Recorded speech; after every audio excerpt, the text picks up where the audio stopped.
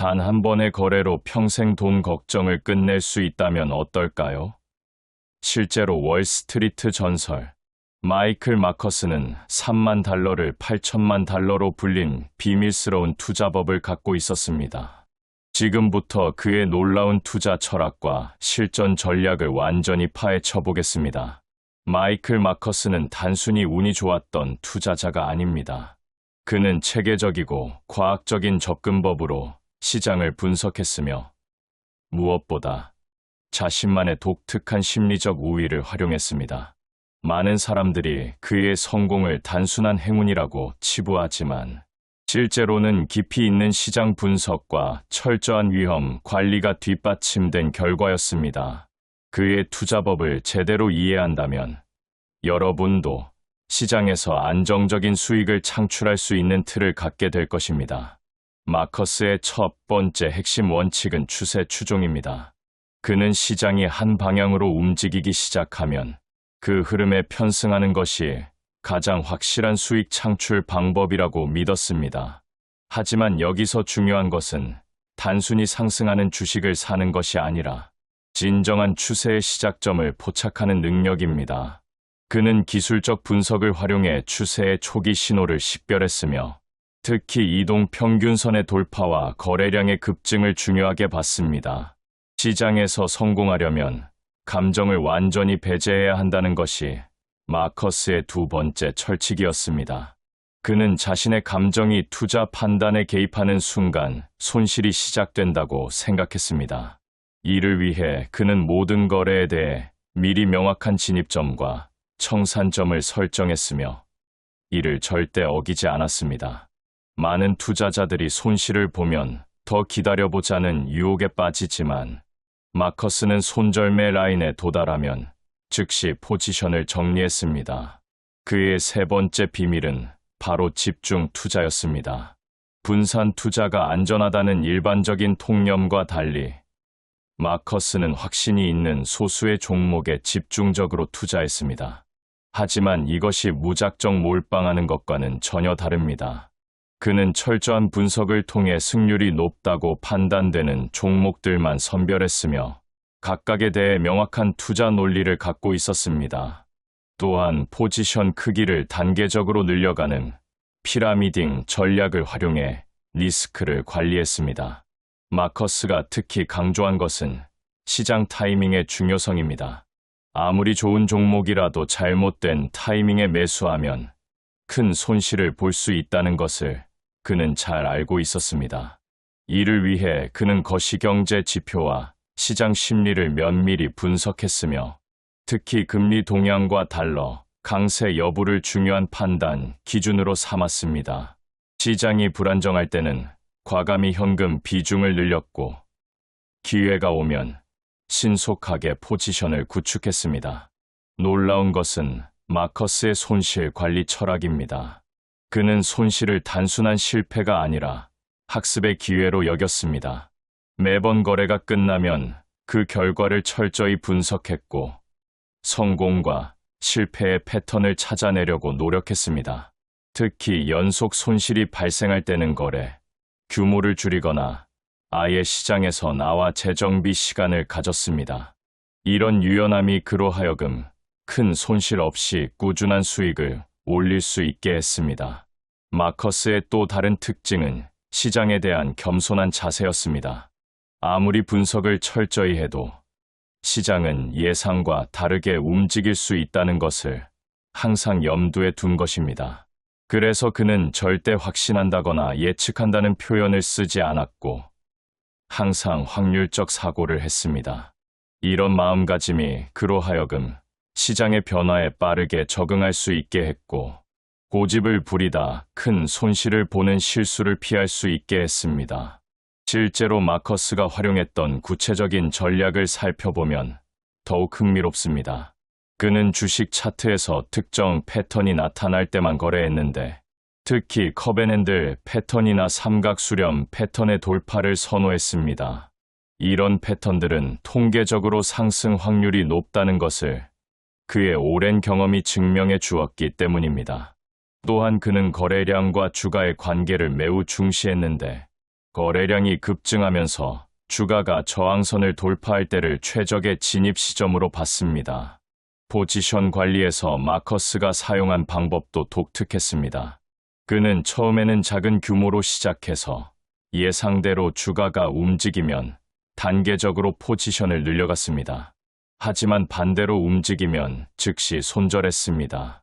이런 방식으로 수익은 극대화하고 손실은 최소화할 수 있었습니다. 많은 투자자들이 반대로 하는 실수를 범하는데 손실이 나면 더 사서 평균 단가를 내리려 하고 수익이 나면 일부를 매도해버립니다. 마커스는 또한 섹터 로테이션을 활용한 투자에도 능했습니다. 경제 사이클에 따라 어떤 섹터가 주도할지 예상하고 해당 섹터의 대표 종목들에 선제적으로 투자했습니다. 예를 들어 금리 하락기에는 부동산이나 유틸리티 섹터에 집중했고 경기 회복기에는 소비재나 기술주의 비중을 늘렸습니다. 이런 거시적 관점이 그의 투자 성과를 한 단계 끌어올렸습니다. 그의 심리적 접근법도 매우 인상적입니다. 마커스는 대중의 심리와 반대로 행동하는 것이 수익의 핵심이라고 믿었습니다. 모든 사람이 낙관적일 때는 조심스러워했고 모든 사람이 비관적일 때는 적극적으로 나섰습니다. 이를 위해 그는 각종 심리 지표들을 추적했는데 특히 풋콜 비율이나 VIX 지수 같은 공포 지수를 중요하게 봤습니다. 마커스의 투자 철학에서 빼놓을 수 없는 것이 바로 인내심입니다. 그는 좋은 기회가 올 때까지 기다리는 것도 투자의 일부라고 생각했습니다. 시장에 항상 참여해야 한다는 강박을 버리고 확신이 없을 때는 과감히 관망했습니다. 이런 선택적 접근법이 그로 하여금 불필요한 손실을 피하고 진정한 기회에만 집중할 수 있게 했습니다. 리스크 관리에서 마커스가 사용한 또 다른 기법은 상관관계 분석이었습니다. 그는 보유 종목들 간의 상관관계를 면밀히 분석해서 동시에 하락할 가능성이 높은 종목들에는 동시에 투자하지 않았습니다. 이렇게 해서 포트폴리오 전체의 리스크를 효과적으로 분산시켰습니다. 특히 경제 위기 때 대부분의 종목이 동반 하락하는 상황을 대비해 금이나 국채 같은 안전 자산을 일정 비중 유지했습니다. 마커스가 강조한 또 다른 중요한 요소는 정보의 질이었습니다. 그는 시장에 나도는 소문이나 추천에 의존하지 않고 직접 기업의 재무제표를 분석하고 경영진과 미팅을 가졌습니다. 또한 해당 산업의 전문가들과 네트워크를 구축해서 남들보다 빠르고 정확한 정보를 얻으려고 노력했습니다. 이런 정보력이 그의 투자 판단에 큰 도움이 되었습니다. 특히 주목할 점은 마커스의 학습 자세입니다. 그는 시장에서 일어나는 모든 변화를 관찰하고 기록했습니다. 성공한 거래든 실패한 거래든 상관없이 그 과정을 철저히 분석해서 다음 투자에 활용했습니다. 또한 다른 성공한 투자자들의 전략도 연구했고 자신의 방식에 맞게 변형해서 적용했습니다. 이런 끊임없는 학습 정신이 그를 계속 발전시켰습니다. 마커스의 성공에는 타이밍 센스도 한몫했습니다. 그는 시장의 사이클을 정확히 파악하고 각 단계에서 어떤 전략이 효과적인지 알고 있었습니다. 강세장에서는 모멘텀 전략을, 약세장에서는 가치 투자를, 횡보장에서는 스윙 트레이딩을 활용했습니다. 이런 유연한 접근법이 어떤 시장 상황에서도 수익을 낼 수 있게 했습니다. 그의 포트폴리오 구성도 독특했습니다. 마커스는 핵심 보유 종목과 단기 트레이딩 종목을 구분했습니다. 핵심 보유 종목은 장기적 성장 가능성이 높은 우량주들로 구성했고, 단기 트레이딩 종목은 기술적 분석에 기반한 단타 매매용이었습니다. 이렇게 해서 안정적인 기반 수익과 추가적인 알파 수익을 동시에 추구했습니다. 마커스가 활용한 헤징 전략도 주목할 만합니다. 그는 주식 포지션을 가져갈 때 항상 반대 방향의 옵션이나 선물을 활용해서 위험을 제한했습니다. 이렇게 해서 큰 시장 변동이 있어도 큰 손실을 보지 않을 수 있었습니다. 물론 이런 헤징 비용이 수익률을 다소 낮추긴 했지만 장기적으로 보면 안정적인 복리 효과를 얻을 수 있었습니다. 그의 투자 철학에서 또 하나 인상적인 것은 실수에 대한 태도였습니다. 마커스는 실수를 숨기거나 변명하지 않았습니다. 대신 실수를 공개적으로 인정하고 그 원인을 분석해서 같은 실수를 반복하지 않으려고 노력했습니다. 이런 정직하고 겸손한 자세가 그로 하여금 계속 발전할 수 있게 했습니다. 마커스는 또한 시장의 구조적 변화에 빠르게 적응하는 능력도 뛰어났습니다. 컴퓨터 거래가 도입되고 시장이 점점 효율화되어 갈 때 그는 기존 전략을 수정하고 새로운 접근법을 개발했습니다. 변화를 두려워하지 않고 오히려 기회로 받아들인 것입니다. 이런 적응력이 그로 하여금 오랜 기간 지속적인 성공을 거둘 수 있게 했습니다. 마지막으로 마커스가 강조한 것은 투자에 대한 열정과 즐거움이었습니다. 그는 돈을 벌기 위해서만 투자하지 않았습니다. 시장을 분석하고 패턴을 찾아내는 과정 자체를 즐겼습니다. 이런 내재적 동기가 그로 하여금 어려운 시기에도 포기하지 않고 계속 도전할 수 있게 했습니다. 투자를 단순한 돈벌이 수단이 아니라 평생의 학습과 성장 과정으로 여긴 것입니다. 이처럼 마이클 마커스의 투자 전략은 단순한 기법이 아니라 포괄적인 시장 철학이자 인생 철학이었습니다. 그의 방법론을 완전히 따라하기는 어렵겠지만 그 핵심 원칙들은 오늘날에도 충분히 유효합니다. 철저한 분석과 엄격한 위험 관리, 그리고 끊임없는 학습 정신이 바로 성공 투자의 열쇠인 것입니다. 하지만 여기서 끝이 아닙니다. 마커스의 진짜 비밀은 따로 있었거든요. 그가 일반인들과 가장 다른 점은 바로 시장을 바라보는 독특한 관점이었습니다. 대부분의 사람들이 주식을 단순한 숫자로 보는 반면 마커스는 각각의 차트 뒤에 숨어있는 이야기를 읽어냈습니다. 그에게 주가 움직임은 마치 사람의 심장 박동처럼 생생한 정보를 담고 있는 언어였습니다. 특히 마커스가 주목한 것은 시장 참여자들의 감정 변화였습니다. 그는 주식 시장이 결국 사람들의 욕망과 두려움이 만들어내는 거대한 심리 게임이라고 봤습니다.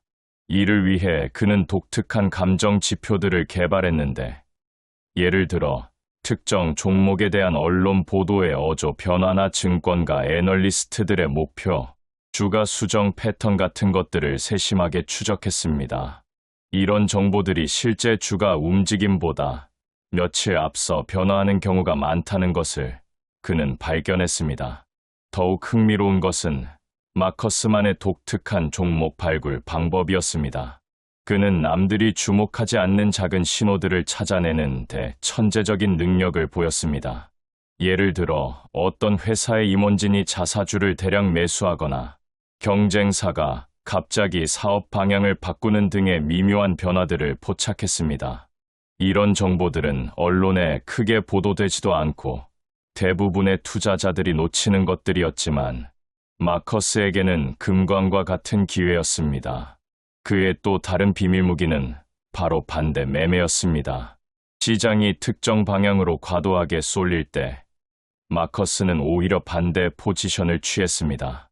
하지만 이것이 단순한 역발상 투자는 아니었습니다. 그는 시장의 과열이나 공포가 절정에 달하는 정확한 타이밍을 포착하는 독특한 감각을 갖고 있었습니다. 이를 위해 그는 다양한 기술적 지표들을 조합한 자신만의 과매수, 과매도 시스템을 만들어 활용했습니다. 마커스가 특별히 중시한 것 중 하나는 시장의 리듬이었습니다.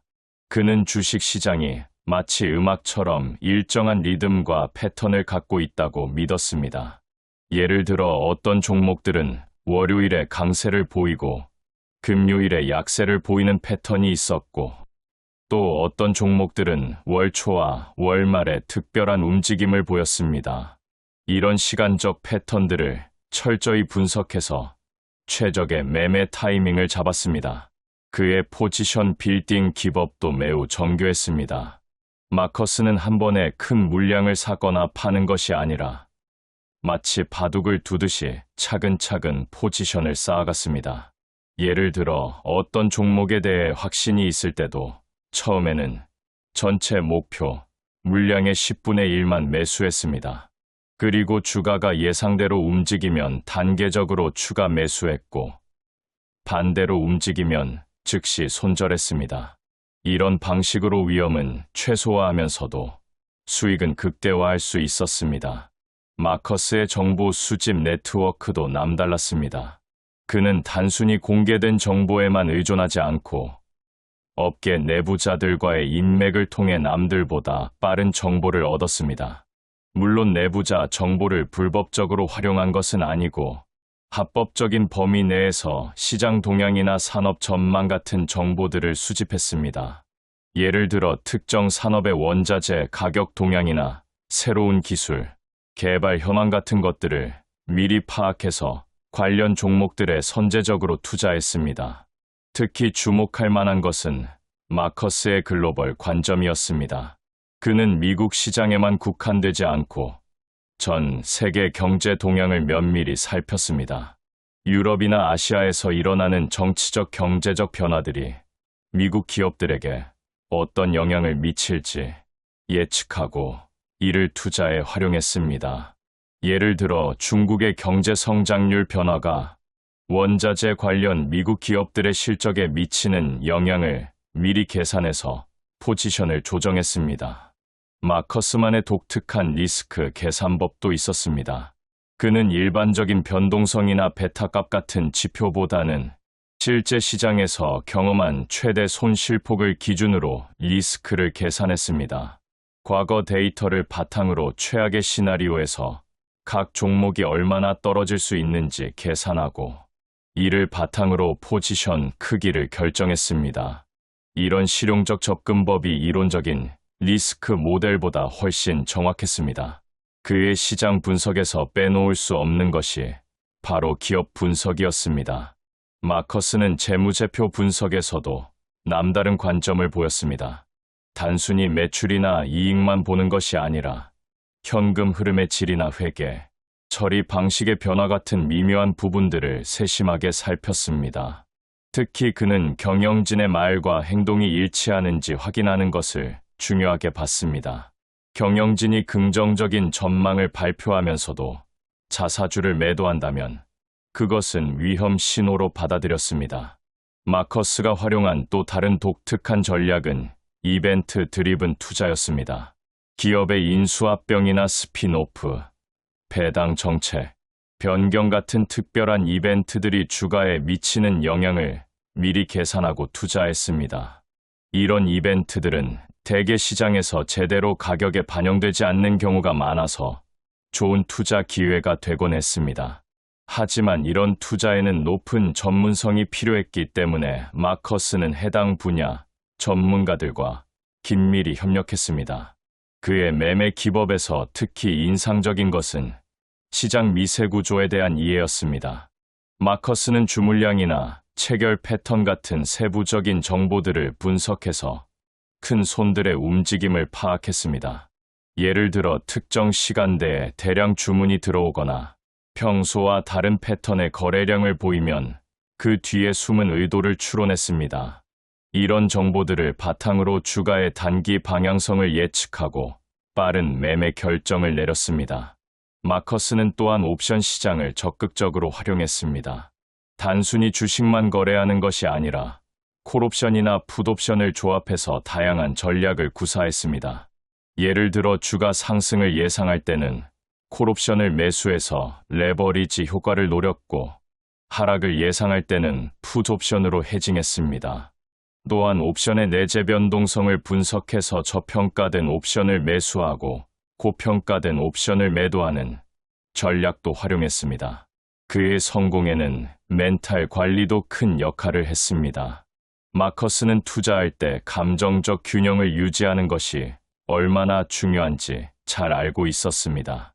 이를 위해 그는 일정한 루틴을 유지했는데 매일 아침 명상을 하거나 운동을 해서 맑은 정신 상태를 유지했습니다. 또한 큰 손실을 봤을 때는 잠시 거래를 중단하고 여행을 가거나 취미 활동을 해서 마음을 정리했습니다. 마커스만의 독특한 백테스팅 방법도 있었습니다. 그는 과거 데이터를 단순히 기계적으로 분석하는 것이 아니라 당시의 시장 상황과 심리를 함께 고려했습니다. 예를 들어 어떤 전략이 과거에 잘 먹혔더라도 그 당시와 지금의 시장 구조가 다르면 같은 결과를 기대하기 어렵다는 것을 알고 있었습니다. 따라서 그는 항상 현재 시장 상황에 맞게 전략을 수정하고 보완했습니다. 그의 자금 관리 철학도 독특했습니다. 마커스는 투자 자금을 여러 단계로 나누어 관리했습니다. 첫 번째는 안전 자금으로 국채나 예금 같은 무위험 자산에 투자했고, 두 번째는 핵심 투자 자금으로 확신이 있는 우량주에 장기 투자했습니다. 세 번째는 기회 자금으로 특별한 투자 기회가 생겼을 때 사용했고, 마지막은 투기 자금으로 고위험 고수익 투자에 활용했습니다.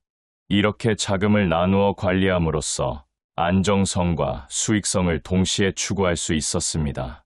마커스가 강조한 또 다른 중요한 요소는 시장과의 소통이었습니다. 그는 시장이 항상 옳다고 생각하고 자신의 생각과 시장의 반응이 다를 때는 언제나 시장의 목소리에 귀를 기울였습니다. 아무리 논리적으로 옳다고 생각되는 투자라도 시장이 반대 방향으로 움직이면 자신의 판단을 재검토했습니다. 이런 겸손한 자세가 그로 하여금 큰 실수를 피할 수 있게 했습니다. 그의 업계 네트워킹도 남달랐습니다. 마커스는 다른 성공한 투자자들이나 업계 전문가들과 정기적으로 만나서 정보를 교환했습니다. 하지만 단순히 정보만 주고받는 것이 아니라 서로의 투자 철학이나 시장에 대한 관점을 공유했습니다. 이런 교류를 통해서 자신의 시각을 넓히고 새로운 아이디어를 얻을 수 있었습니다. 마지막으로 마커스의 가장 큰 차별화 요소는 바로 지속적인 혁신 정신이었습니다. 그는 과거의 성공에 안주하지 않고 항상 새로운 방법을 찾으려고 노력했습니다. 시장 환경이 바뀌면 전략도 바꾸고 새로운 도구나 기술이 나오면 적극적으로 학습해서 활용했습니다. 이런 변화에 대한 열린 마음이 그로 하여금 오랜 기간 성공을 지속할 수 있게 한 원동력이었습니다. 결국 마이클 마커스의 진정한 비밀은 기술적인 분석 능력이나 특별한 정보가 아니라 시장과 자신을 끊임없이 발전시키려는 의지와 열정이었던 것입니다. 여러분은 지금까지 투자에서 왜 계속 손실만 보고 계신가요? 아마도 여러분이 생각하는 것보다 훨씬 단순한 이유 때문일 겁니다. 전설적인 헤지펀드 매니저 브루스 코브너가 월스트리트에서 수백억 달러를 벌어들이며 발견한 충격적인 진실이 바로 여기에 있습니다. 그는 단 한 번의 실수로 모든 것을 잃을 뻔한 경험 후 투자의 본질을 꿰뚫는 혁명적인 깨달음을 얻었습니다. 브루스 코브너는 1970년대 택시 운전사에서 시작해 세계 최고의 헤지펀드 매니저가 된 인물입니다. 그의 성공 비결은 놀랍도록 간단했습니다. 복잡한 차트 분석도 어려운 금융 공식도 필요 없었습니다. 오직 인간의 심리와 시장의 본질을 이해하는 것이 전부였죠. 그가 운용한 자금은 연평균 87%의 수익률을 기록했고, 이는 금융 역사상 가장 놀라운 성과 중 하나입니다. 많은 분들이 투자에서 실패하는 이유는 감정에 휘둘리기 때문입니다. 주가가 오르면 더 오를 것 같아 욕심을 부리고 주가가 떨어지면 더 떨어질까봐 두려워합니다. 하지만 코브너는 이런 인간의 본능이야말로 투자에서 가장 큰 적이라고 말했습니다. 그는 시장은 인간의 감정을 먹고 사는 괴물이라고 표현하며 감정을 통제하는 것이 투자 성공의 핵심이라고 강조했습니다. 여러분도 코브너처럼 될 수 있습니다. 그가 사용한 전략은 특별한 재능이나 막대한 자본이 필요한 것이 아닙니다. 평범한 직장인도 투자 초보자도 충분히 적용할 수 있는 실용적인 방법들입니다. 지금부터 그의 투자 철학과 구체적인 전략들을 하나씩 파헤쳐 보겠습니다. 코브너가 가장 중요하게 여긴 원칙은 떨어지는 칼은 절대 잡지 말아였습니다. 주식이 급락할 때 많은 투자자들이 바닥이겠지라며 성급하게 매수에 나섭니다. 하지만 그는 이런 행동이 얼마나 위험한지를 몸소 경험했습니다. 떨어지는 주식은 더 떨어질 수 있고 그 바닥이 어디인지는 아무도 모릅니다. 대신 그는 하락 추세가 확실히 멈추고 상승 신호가 나타날 때까지 기다리는 인내심을 강조했습니다. 이와 함께 그가 철저히 실천한 것은 이익은 흐르게 두고 손실은 빨리 끊어라는 원칙이었습니다. 대부분의 투자자들은 정반대로 행동합니다. 조금만 수익이 나면 급하게 팔아버리고 손실이 나면 언젠가는 오르겠지 하며 계속 보유합니다. 하지만 코브너는 수익이 나는 주식은 추세가 꺾일 때까지 계속 보유하고 손실이 나는 주식은 미리 정해둔 손절매 라인에서 과감히 정리했습니다. 특히 그의 손절매 철학은 혁명적이었습니다. 그는 매수 즉시 손절매 가격을 정해두고 그 가격에 도달하면 어떤 이유든 상관없이 무조건 매도했습니다. 만약에 아마도 그런데와 같은 변명은 허용하지 않았죠. 이런 철저한 원칙 덕분에 그는 큰 손실을 피하고 자본을 보존할 수 있었습니다. 코브너는 또한 남들이 욕심낼 때 두려워하고 남들이 두려워할 때 욕심내라는 역발상 투자의 대가였습니다. 모든 사람이 특정 주식에 열광할 때 그는 오히려 경계심을 가졌습니다. 반대로 시장이 패닉 상태에 빠져 모든 사람이 팔기만 할 때 그는 차분히 좋은 기업들을 골라 매수했습니다. 이런 역발상 사고는 그에게 엄청난 수익을 가져다 주었습니다. 여러분은 아마 그런 판단을 어떻게 하느냐고 궁금하실 겁니다. 코브너는 시장의 분위기를 읽는 독특한 방법을 가지고 있었습니다. 그는 언론의 보도 톤, 일반 투자자들의 대화, 심지어 택시 기사의 주식 이야기까지 주의 깊게 들었습니다. 모든 사람이 주식 이야기만 할 때는 이미 천장이고 아무도 주식 이야기를 하지 않을 때가 바로 기회라고 봤습니다. 그의 포트폴리오 관리 방식도 독특했습니다. 그는 절대로 한 종목에 모든 자금을 집중하지 않았습니다. 모든 알을 한 바구니에 담지 말라는 분산 투자의 기본을 철저히 지켰죠. 하지만 무작정 분산하는 것이 아니라 각 종목의 위험도와 수익 가능성을 정확히 계산해서 비중을 조절했습니다.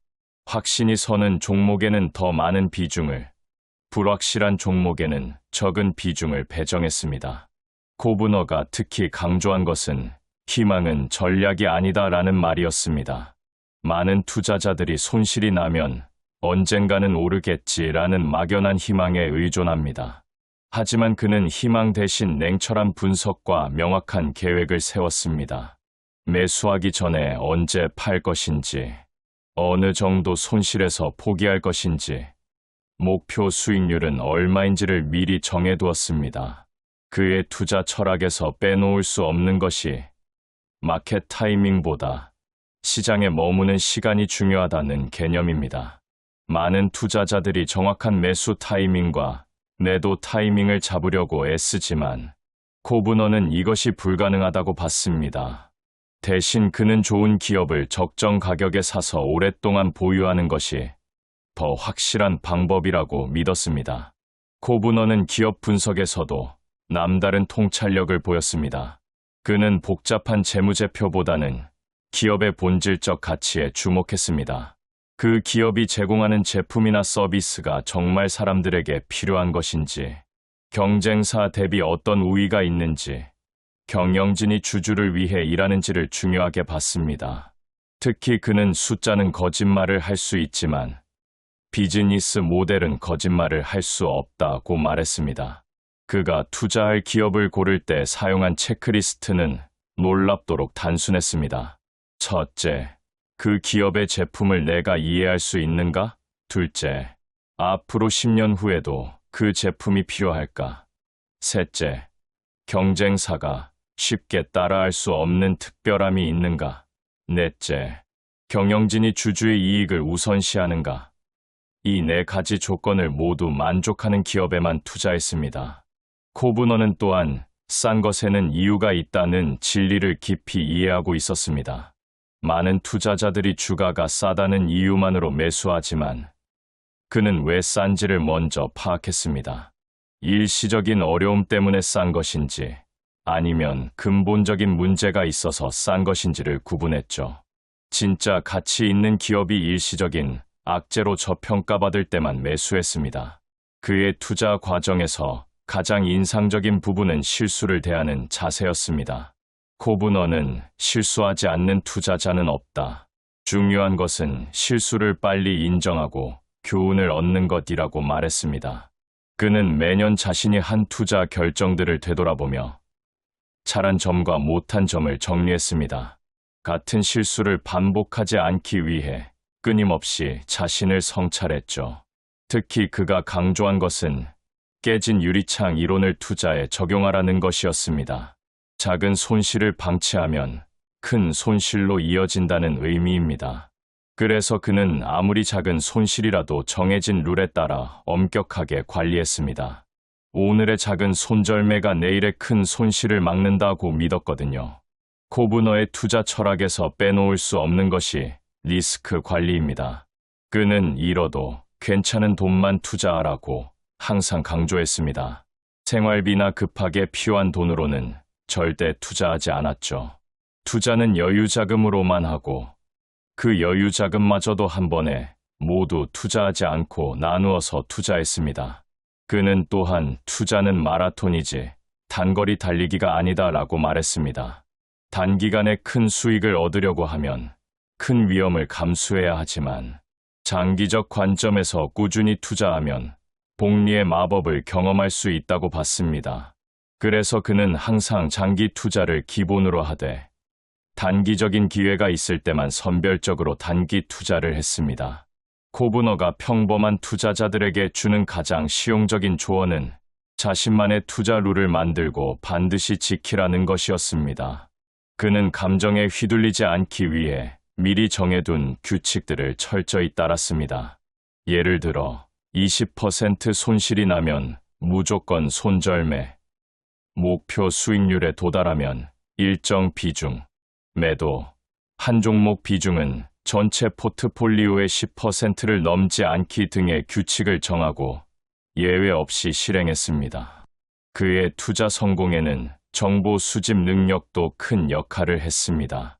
하지만 그가 추구한 것은 남들이 모르는 비밀 정보가 아니었습니다. 오히려 공개된 정보를 더 깊이 분석하고 남들과 다른 시각으로 해석하는 능력이었습니다. 같은 뉴스를 봐도 그 뉴스가 시장에 미칠 장기적 영향을 다르게 판단했죠. 코브너는 특히 거시경제 지표들을 주의 깊게 관찰했습니다. 인플레이션, 금리, 환율, 실업률 등이 주식시장에 미치는 영향을 정확히 파악하려고 노력했습니다.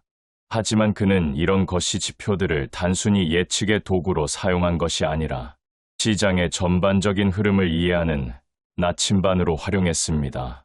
그가 젊은 투자자들에게 특히 강조한 것은 투자보다 자기 개발에 더 투자하라는 말이었습니다. 투자 기술을 익히는 것도 중요하지만 그보다 더 중요한 것은 자신의 전문성을 키우고 안정적인 소득을 확보하는 것이라고 봤습니다. 투자는 본업에서 얻은 여유 자금으로 하는 것이 가장 안전하다고 믿었거든요. 코브너의 투자 철학에서 가장 감동적인 부분은 인생은 투자보다 소중하다는 마지막 깨달음입니다. 그는 투자로 큰 성공을 거둔 후에도 가족과의 시간, 건강, 인간관계를 투자보다 우선시했습니다. 돈을 벌기 위해 인생을 희생하면 안 된다고 말하며 투자는 더 나은 삶을 위한 수단일 뿐이라고 강조했습니다. 많은 투자자들이 범하는 실수 중 하나가 투자에 너무 많은 시간과 에너지를 쏟는 것입니다. 하지만 코브너는 효율적인 투자 방법을 통해 적은 시간으로도 좋은 성과를 낼 수 있다고 봤습니다. 매일 주가를 확인하고 매매를 반복하는 것보다 좋은 기업을 선별해서 장기간 보유하는 것이 시간도 절약하고 수익률도 높다고 믿었습니다. 그의 투자 방식은 특히 바쁜 직장인들에게 적합합니다. 복잡한 기술적 분석이나 실시간 매매가 필요 없고 주말이나 여가 시간을 활용해서도 충분히 적용할 수 있기 때문입니다. 중요한 것은 꾸준함과 원칙을 지키는 것이지 많은 시간을 투자하는 것이 아니라고 했습니다. 코브너가 마지막으로 전하고 싶었던 메시지는 투자는 인내의 게임이다라는 것입니다. 단기간에 부자가 되려는 욕심을 버리고 장기적 관점에서 꾸준히 자산을 증식시키는 것이 진정한 투자의 목적이라고 봤습니다. 그래서 그는 오늘 당장 부자가 되려고 하지 말고 10년 후 부자가 되는 것을 목표로 하라고 조언했습니다. 여러분도 브루스 코브너의 이런 철학과 전략들을 차근차근 적용해 보시기 바랍니다. 그의 방법이 특별히 어려운 것은 아닙니다. 다만 꾸준함과 인내심, 그리고 자신만의 원칙을 지키는 의지가 필요할 뿐입니다. 투자에서 성공한 사람들의 공통점은 특별한 재능이 아니라 올바른 습관과 철학을 가지고 있다는 것입니다. 브루스 코브너의 투자 여정은 우리에게 많은 교훈을 줍니다. 그의 성공은 하루아침에 이루어진 것이 아니라 수많은 시행착오와 학습을 통해 만들어진 것입니다. 여러분도 그처럼 끊임없이 배우고 성장하는 투자자가 되시길 바랍니다. 투자의 길은 험하지만 올바른 나침반을 가지고 있다면 반드시 목적지에 도달할 수 있을 것입니다. 이제 코브너의 28가지 투자 원칙을 하나씩 구체적으로 살펴보며 실제 투자 현장에서 어떻게 적용할 수 있는지 알아보겠습니다. 이 원칙들은 단순해 보이지만 그 안에는 수십 년간의 실전 경험이 녹아있는 보석 같은 지혜들입니다. 첫 번째 원칙인 떨어지는 칼은 잡지 않는다는 코브너가 가장 뼈아프게 배운 교훈입니다. 그는 초기 투자에서 급락하는 주식을 바닥이겠지라며 성급하게 매수했다가 더 큰 손실을 본 경험이 있습니다. 주식이 떨어질 때는 반드시 이유가 있고 그 이유가 해결되기 전까지는 계속 떨어질 수 있다는 것을 깨달았죠. 실제로 그는 하락세가 멈추고 횡보하며 안정화된 후 상승 신호가 확실히 나타날 때까지 기다렸습니다. 이런 인내심 덕분에 그는 불필요한 손실을 피하고 더 확실한 기회를 잡을 수 있었습니다. 두 번째 원칙인 이익은 흐르게 두고 손실은 멈춰라는 인간의 본능과 정반대되는 행동을 요구합니다. 대부분의 사람들은 조금만 수익이 나면 이 정도면 만족해하며 성급하게 팔아버립니다. 반면 손실이 나면 조금만 더 기다리면 오를 거야 하며 계속 보유합니다. 하지만 코브너는 이런 행동이 얼마나 위험한지를 알고 있었습니다. 그는 수익이 나는 주식의 상승 추세가 계속되는 한 보유를 유지했고 손실이 나는 주식은 미리 정해둔 손절선에서 과감히 정리했습니다. 이런 방식으로 그는 몇 번의 큰 수익으로 여러 번의 작은 손실을 상쇄할 수 있었습니다. 세 번째 원칙, 남들이 욕심낼 때 두려워하라는 투자 심리학의 핵심을 담고 있습니다. 코브너는 시장이 과도하게 낙관적일 때 오히려 조심스러워했습니다.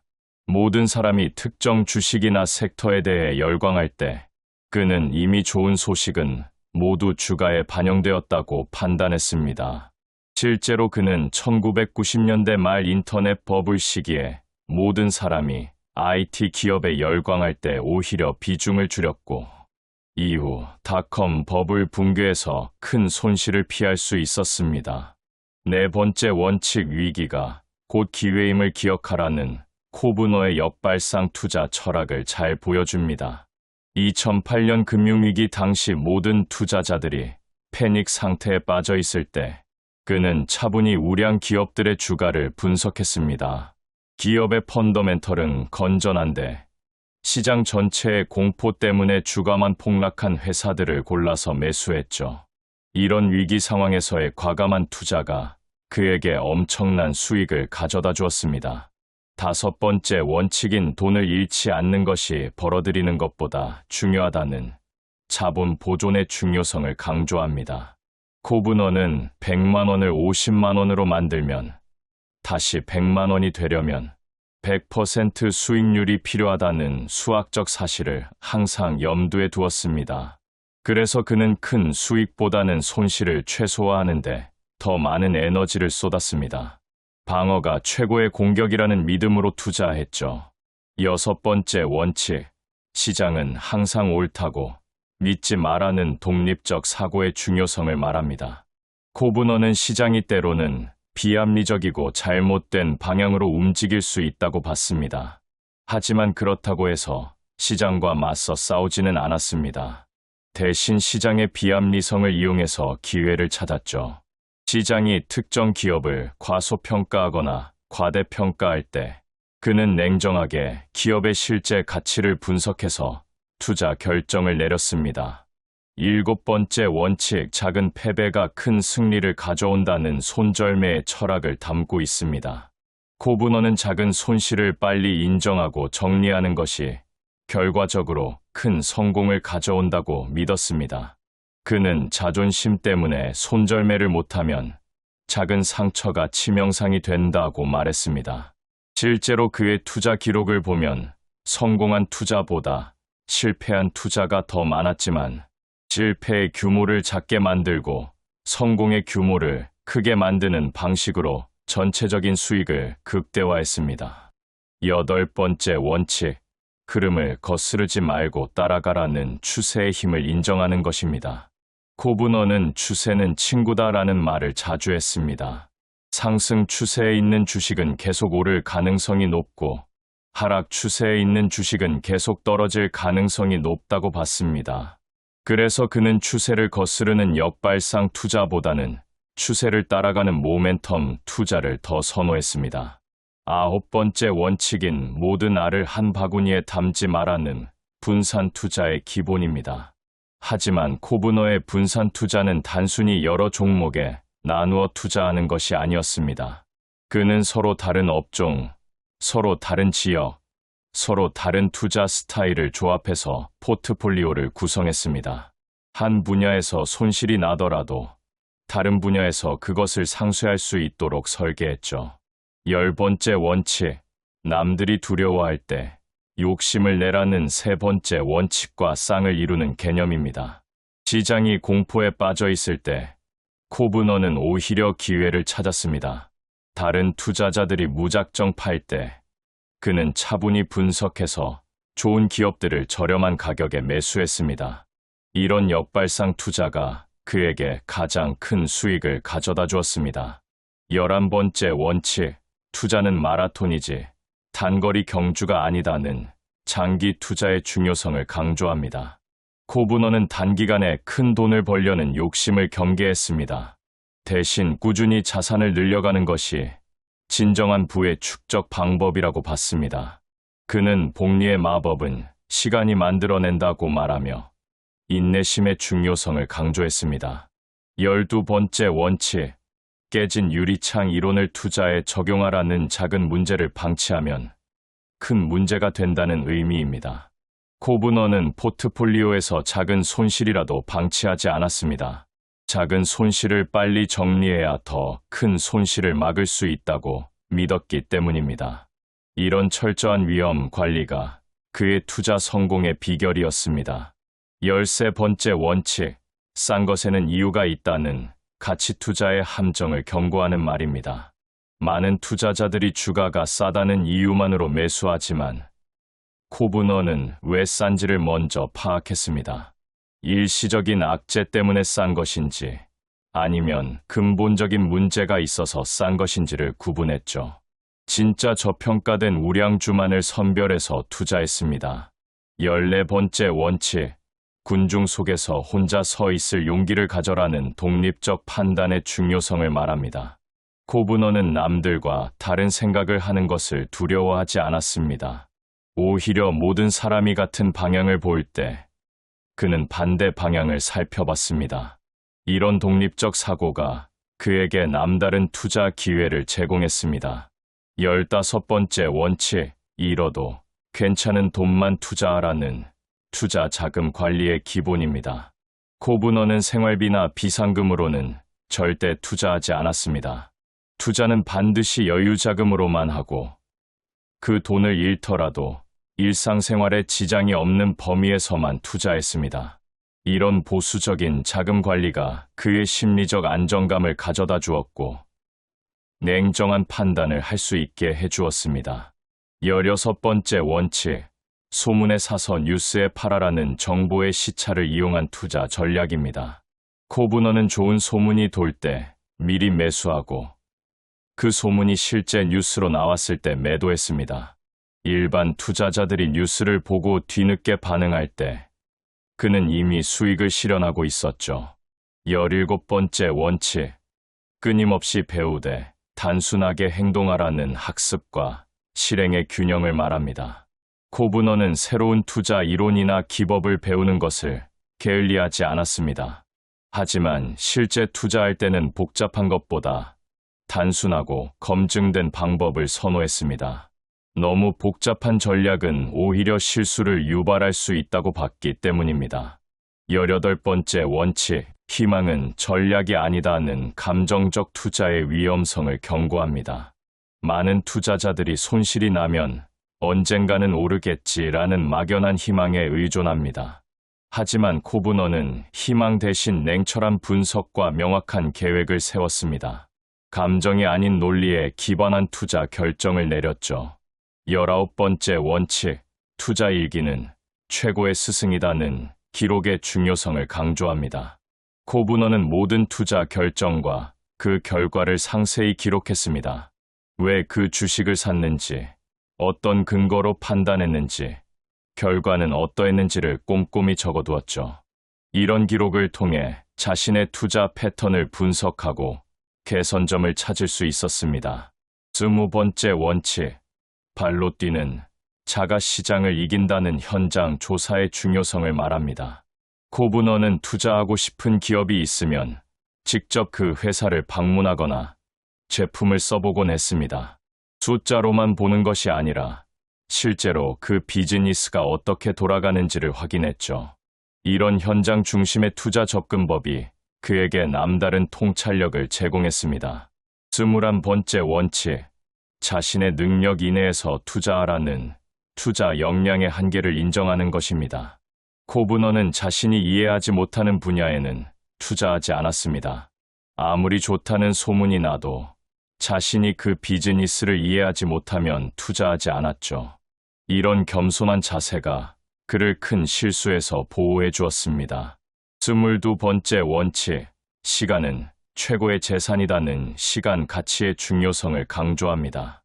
코브너는 젊을 때부터 투자를 시작하면 복리 효과를 극대화할 수 있다고 봤습니다. 시간이 지날수록 복리의 힘은 기하급수적으로 커지기 때문에 하루라도 빨리 투자를 시작하는 것이 중요하다고 강조했습니다. 23번째 원칙, 마켓 타이밍보다 시장에 머무는 시간이 중요하다는 타이밍 투자의 한계를 지적합니다. 완벽한 매수 타이밍과 매도 타이밍을 잡는 것은 불가능하다고 봤습니다. 대신 좋은 기업에 장기간 투자하는 것이 더 확실한 방법이라고 믿었습니다. 24번째 원칙, 불확실성은 투자의 본질이다는 불확실성을 받아들이는 마음가짐을 말합니다. 코브너는 미래를 정확히 예측하는 것은 불가능하다고 봤습니다. 대신 다양한 시나리오에 대비하고 불확실성 속에서도 수익을 낼 수 있는 전략을 만들었습니다.